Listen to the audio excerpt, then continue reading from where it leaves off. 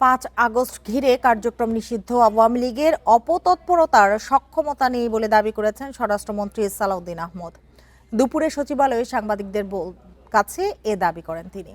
বলেন, দলটির নেতারা মাঝে মধ্যে বিদেশে থেকে উকি ঝুঁকি দিচ্ছে।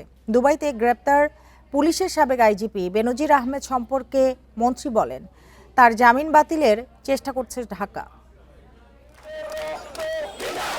ভোগান্তি ভুলে চলে আসুন রিগালে। ওয়ারেন্টি সহ স্টাইলিশ কালেকশন নিয়ে রেডি রিগাল ফার্নিচার।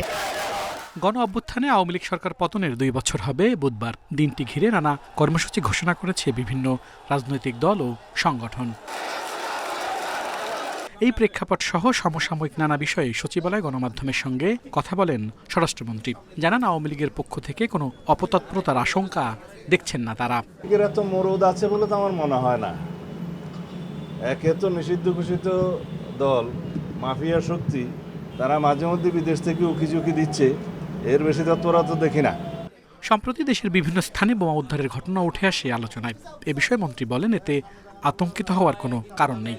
উগ্র গোষ্ঠীগুলো মাঝে মধ্যে নিজেদের উপস্থিতি জানান দেওয়ার চেষ্টা করে বলে মন্তব্য তার। তবে আমরা সবসময় সতর্ক আছি এবং আমাদের এই জাতীয় বিষয়গুলো যারা অ্যাড্রেস করে আর কি, আমাদের উগ্রবাদী তৎপরতা বা এই জাতীয় সাম্প্রদায়িক সম্প্রীতি বিনষ্ট করে যে সমস্ত তৎপরতা, এগুলো যারা মনিটর করে, আমাদের স্পেশাল টিম আছে, তারা এই ব্যাপারে সতর্ক আছে। ব্যাপক দুর্নীতি ও শাপলা চত্বর হত্যা মামলায় অভিযুক্ত সাবেক আইজিপি বেনজি সম্পর্কে স্বরাষ্ট্রমন্ত্রী বলেন, তিনি দুবাই ছেড়ে না যাওয়ার শর্তে জামিন পেয়েছেন। সরকার তার জামিন বাতিলের চেষ্টা করছে। সেই ল ফার্মকে আমরা অনুরোধ করেছি যেন ইমিডিয়েটলি তার জামিন বাতিলের ব্যবস্থা করে।